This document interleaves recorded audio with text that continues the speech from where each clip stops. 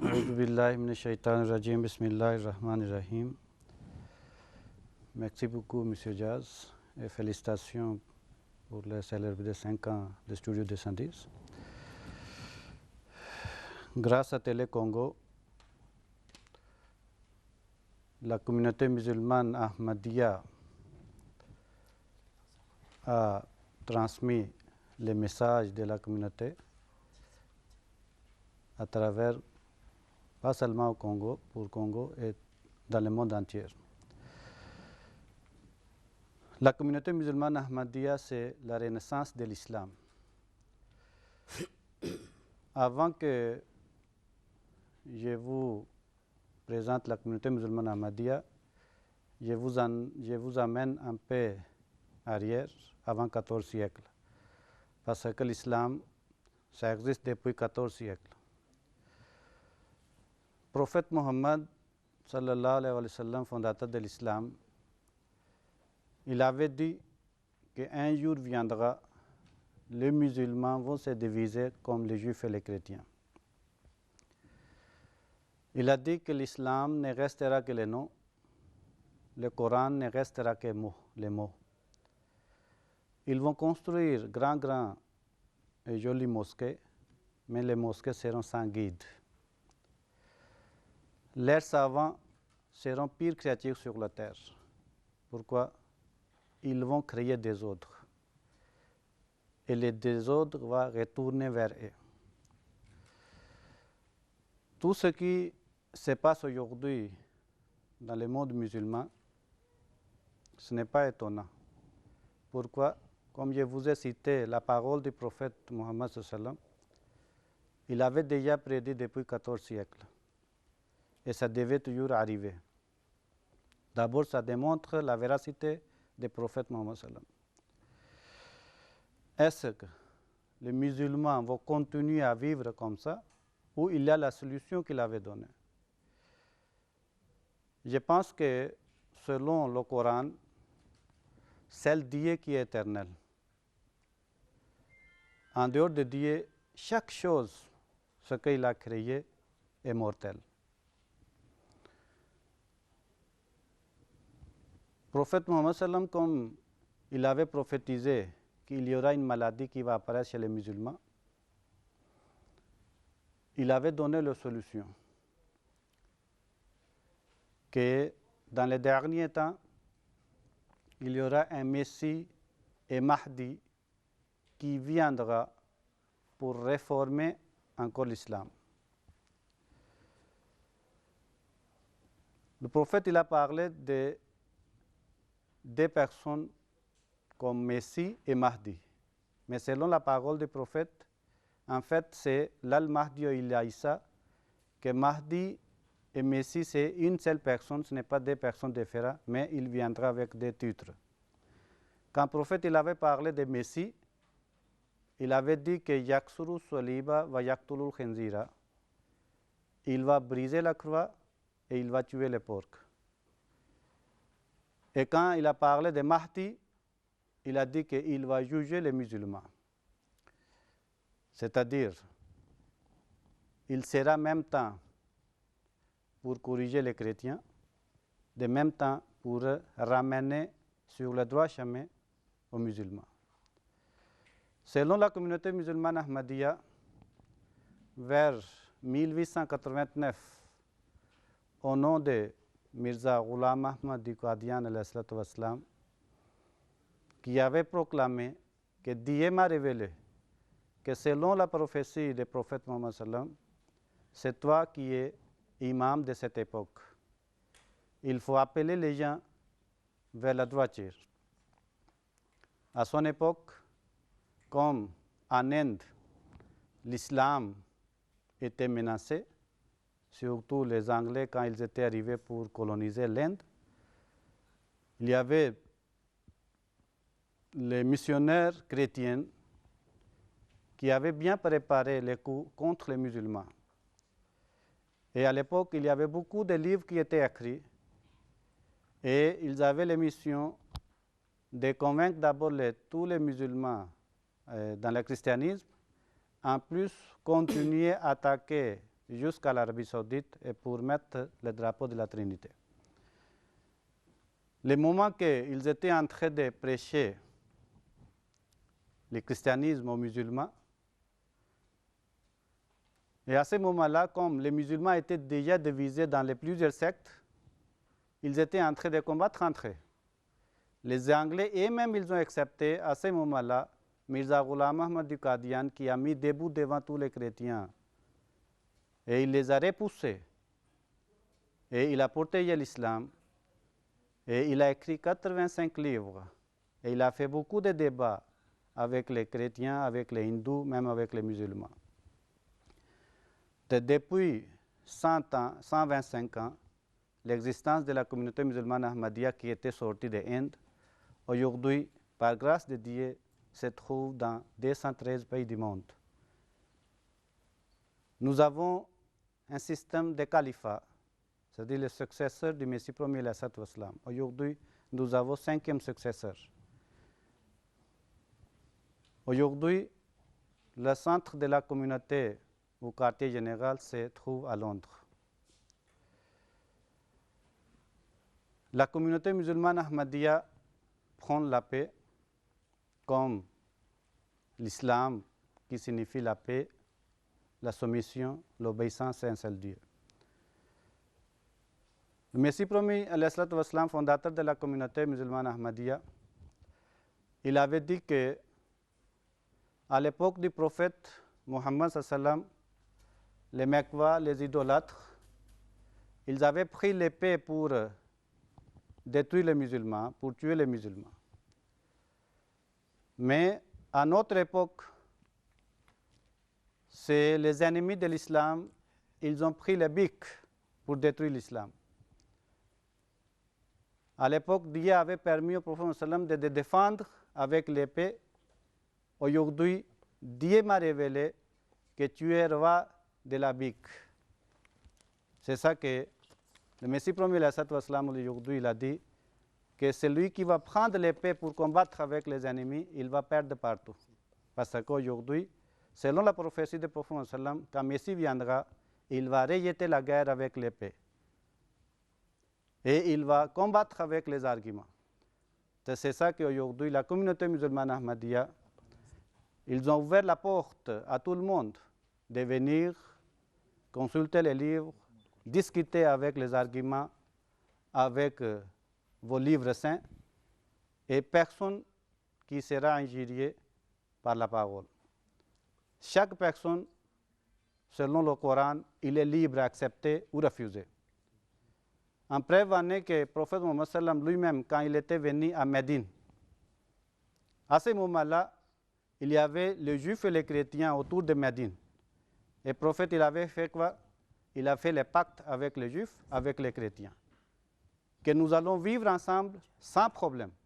Et à ce moment-là, les juifs et les chrétiens, ils ont choisi ensemble le prophète Mohammed sallam comme un chef spirituel religieux, comme leur roi. Et si les Juifs avaient des problèmes, ils venaient et le prophète les jugeait avec le Torah, ce n'est pas avec le Coran. C'est ça que l'islam, il donne la liberté à tout le monde. Chaque personne, il est libre d'accepter ou refuser. Mais nous disons que la vie, c'est pour un temps sur la terre. Après la mort, il y aura un jugement. C'est Dieu qui va juger parce qu'il est notre Créateur. Je pense tout ce que je voulais dire. C'est ça. Merci beaucoup. 10 minutes pour la communication. On applaudit M. Saïd Ahmad. Vous pouvez prendre place. Et donc, les amis de la presse, le peuple de Studio 210, s'il y a des questions par rapport à l'intervention de M. Saïd Ahmad, responsable de la communauté islamique Ahmadiyya, vous pouvez simplement vous arriver par ici, ou bien si vous êtes assis là, on peut amener le micro vers vous. Maître Ahmad. Nous avons attentivement suivi M. Saïd faire un bel exposé. Nous aimerions savoir, nous sommes bantous, il est en terre africaine et congolaise. Qu'est-ce que M. Saïd dira des spiritualités originelles? n'est-ce là pas encore une forme de colonisation religieuse? N'est-ce pas là encore une forme de colonisation culturelle, puisque M. Saïd ne va pas nous dire qu'il prie ici en Boshi, ou il prie en Congo, ou il prie en Vili, il prie dans la langue de ses ancêtres. Pourquoi aujourd'hui venir encore coloniser un peuple qui a déjà une spiritualité, une culture, une religion, une langue, alors que nous savons que Mahomet, paix soit son âme, est un prophète arabe. Et chez nous, les Congolais, nous avons eu des prophètes comme Simon Kibangu, qui a prié dans la langue de ses ancêtres. En Inde, nous avons Krishna, Bouddha. En Israël, Jésus, Yeshua. Et pourquoi aujourd'hui, en plein 21e siècle, nous devons encore subir une énième colonisation? Qu'est-ce que ça apporte réellement pour en finir aux Kamites, prier en arabe, continuer à se faire coloniser dans des religions externes à l'Afrique? Ça apporte quoi sur le développement? Merci, Maître Rama. Question. Ok, merci beaucoup. Oui, j'ai bien compris. D'abord, la spiritualité n'a pas ni couleur, ni frontières. Chaque personne, chaque religieux, il accepte que nous avons un seul créateur. Nous avons le soleil, nous avons la lune, nous avons l'oxygène, que tout le monde, blanc, noir, rouge, tout le monde est en train de profiter de la même manière. Dieu a des plans. Même si vous êtes congolais, je suis pakistanais, mais nous avons le sang qui a la même couleur. Dieu a dit dans le Coran que je vous ai créé dans différentes couleurs, différentes tribus. Ce n'est pas que pour distinguer que vous qui est supérieur, qui est inférieur. C'est pour vous faire connaître entre vous que vous êtes qui. Mais le prophète Mohammed sallam, il avait dit que je suis venu pour tout le monde. C'est ça que le Saint-Coran il a dit. Le message de Dieu, c'est pour tout le monde. La spiritualité, c'est pour tout le monde. Si vous dites que non, si quelqu'un vient de l'extérieur, c'est une sorte de colonisation, je dis non, ce n'est pas une colonisation, c'est la spiritualité. Et comme je vous ai dit que la spiritualité n'a pas de frontières. Et si on pense ainsi, à ce moment-là, pourquoi aujourd'hui les mondes entiers sont devenus un? Aujourd'hui, vous êtes obligés d'utiliser les choses que les Blancs ils ont créées, pendant que ce n'est pas votre ancêtre qui ont créé. Le téléphone aujourd'hui que vous êtes en train d'utiliser et causer avec le monde entier, ce sont eux qui ont créé. Il y a certaines choses qui vous apportent à eux et ils portent à vous. Aujourd'hui, le monde est devenu un. C'est ça que Dieu avait voulu, que comme le monde est devenu un, à ce moment-là, il faut que tout le monde soit unique pour adorer un seul Dieu. Ce n'est pas la couleur qui nous divise. Le prophète Mohammed sallam, il a dit que parmi vous, chaque personne qui a la crainte de Dieu, c'est lui qui est supérieur devant Dieu. C'est ça que la question qu'il a posée, ça peut prendre beaucoup de temps pour répondre, mais en bref année, que selon le Coran, Dieu n'a pas cité que tu es un prophète pour les Arabes. Nulle part. Chaque fois Dieu a parlé, il a dit que je vous ai envoyé un prophète pour toute l'humanité entière. Merci. Oui, encore. Merci beaucoup, M. Ben Rocher.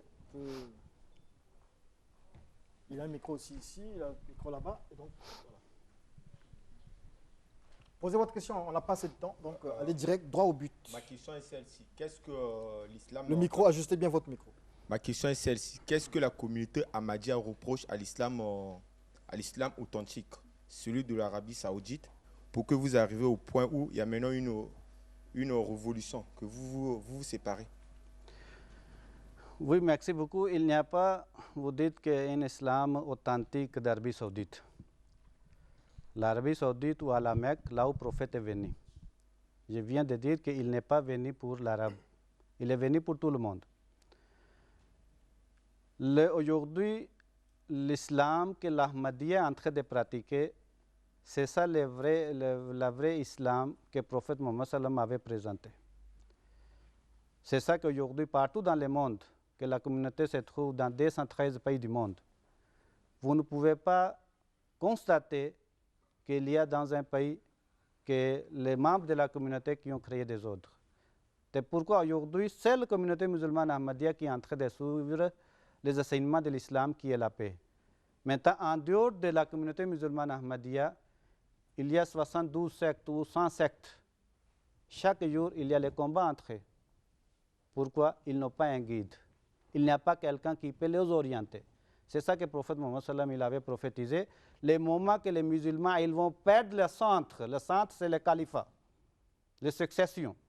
À ce moment-là, ils seront disparus, ils vont abandonner la foi, et tout comme les Juifs avaient abandonné la foi et Jésus était venu pour régner, de la même manière, le Messie promis, fondateur de la communauté musulmane Ahmadiyya, il est venu pour régner les musulmans, pour ramener encore l'originalité de l'islam. Oui. Voilà, docteur Bosco Ben Youssef, vous voulez bien réagir alors? C'est simple, on va simplement prendre le micro et le lui donner. Merci beaucoup. J'ai deux petites questions à vous poser. Monsieur Saïd, d'abord, je vous salue. Vous avez dit dans votre exposé, le système musulman est basé sur le califat. Vous l'avez répété au moins plus de 2 ou 3 fois. Et vous avez dit que l'islam prônait la paix. J'aimerais savoir avec les autres, quelle est la place que vous réservez à Al-Baghdadi, qui a instauré le califat il y a au moins 2 ans de cela. Et peut-il y avoir un califat sans État? Parce qu'il y a un État apparemment qui précède déjà le califat, qu'on appelle couramment ici l'État islamique. J'aimerais avoir votre position là-dessus. Je pense que le et je calife, profite pour la deuxième question. Non, j'ai fini d'abord. Vous répondez toutes les deux à la fois, parce qu'on a peu de temps peut-être. Deuxièmement, à vous entendre, vous avez dit qu'il y a un réformateur à vous qui viendra et qui est déjà venu. Nous sommes presque, selon vous, au 5e successeur. J'aimerais savoir, nous sommes au Congo, conformément au thème, terre du dialogue interreligieux et de la diversité. Je pense aussi que le Congo est un pays de libre expression, dont les journalistes font leur travail aussi comme nous le stipule la Constitution. Un jour, si un journaliste caricaturait votre Messie, et quel est le sort que vous lui réserverez, à l'image de ce qui se passe en France? Okay, merci beaucoup. Merci, docteur Bosco Ben Youssef. C'est la dernière question à ce sujet-là. Je pense qu'il a posé 2 questions. La première question, c'est Khalifa. On dit Khalifa. En arabe, on dit Khalifa. Le Khalifa signifie successeur. Quelqu'un ne peut pas se mettre un bon jour pour dire que je suis calife. Successeur de qui? Le prophète Mohammed sallam, il avait prophétisé qu'après lui, il y aura le successeur. Tout juste que le prophète sallam était mort, on a choisi le premier successeur, Abu Bakr Siddiq. Quand Abu Bakr Siddiq est mort, directement on a choisi deuxième Omar. Après Omar, c'est Ousmane. Après Ousmane, c'est Ali. Après le califat était fini. Maintenant, le Saint-Coran, il dit l'objectif du califat, c'est quoi? Qu'il va changer la crainte des musulmans dans la paix. Si avec Baghdadi que vous parlez, si les musulmans avaient trouvé la paix et la tranquillité, on pouvait comprendre que oui, c'est venu de la part de Dieu. Maintenant, deuxièmement, il est successeur de qui? Parce qu'il y a une déjà vie de 14 siècles. À cause de cela, dans les derniers temps, le prophète Mohammed sallam, il avait dit que dans les derniers temps, Dieu va établir encore le système de califat, mais en suivant les prophètes, le Messie qui viendra. C'est ça que le Messie premier, il a dit, que je vous prophétise que jusqu'à 1000 ans, avec le système de califat, il n'y aura pas aucun problème. Maintenant, deuxième question, c'est concernant tout ce qui se passe aujourd'hui pour la caricature. Je pense que si vous êtes ici avec nous depuis 2005, M. Diaz, chaque jour, il recevra nos adversaires ici aussi, devant nous que à tout moment, ils ont l'habitude de parler contre le Messie promis, et vous connaissez la réaction des musulmans ahmadiyya. Et nos enseignements, c'est quoi? Le Messie premier, il dit, quand on vous injure, vous n'allez pas répondre de la même manière. Il faut prier pour eux. C'est là le sunnah, c'est ça la pratique du prophète. Tout ce qui se passe aujourd'hui dans les pays islamiques ou les musulmans, façon dont ils sont en train de réagir, à cause de cela, nous disons qu'ils sont hors de l'islam. Dans le Saint-Coran, Dieu a dit que le prophète Mohammed, il est un modèle pour vous. Maintenant, lisez l'histoire des prophètes que nous avons publiée, au début jusqu'à la fin. Qu'il y avait les gens qui étaient venus pour injurier le prophète, et le prophète avait demandé d'aller le tuer. Il n'y a pas aucun exemple. Plutôt, il y avait une femme qui jetait chaque jour la saleté sur le prophète. Le prophète n'a jamais demandé à ses compagnons d'aller le tuer. Les jours qu'il n'est pas venu, 3-4 jours passés sans qu'il vienne se jeter la saleté, à ce moment-là, le prophète a demandé à ses compagnons, mais qu'est-ce qui s'est passé avec la femme? Elle ne vient plus. Ils ont amené l'enquête, on a vu qu'elle était malade. Le prophète est parti chez elle pour demander la santé. La femme avait honte et il a accepté l'islam. C'est le prophète Mohammed sallam, s'il a gagné le cœur des gens, c'est par l'amour, ce n'est pas par l'épée. C'est ça, de la même manière, la communauté musulmane ahmadiyya va réagir. Merci beaucoup pour la question. Je pense qu'il n'y en a plus. Il ne nous reste que 2 minutes. Les 2 minutes permettront à M. Saïd Ahmad de repréciser le siège, certainement, de la communauté et des contacts, si possible. Oui, merci beaucoup. Nous sommes, comme je vous ai dit, 213 pays du monde et nous avons nos sites officiels alislam.org. Vous pouvez aller là-bas sur le site et vous pouvez voir toutes les langues, parce que la communauté musulmane ahmadiyya a déjà traduit plus de 100 langues du monde, le Saint-Coran, pour que chaque personne ait la facilité de comprendre dans sa langue. Maintenant, deuxièmement, nous sommes ici au Congo, presque nous sommes partout aujourd'hui.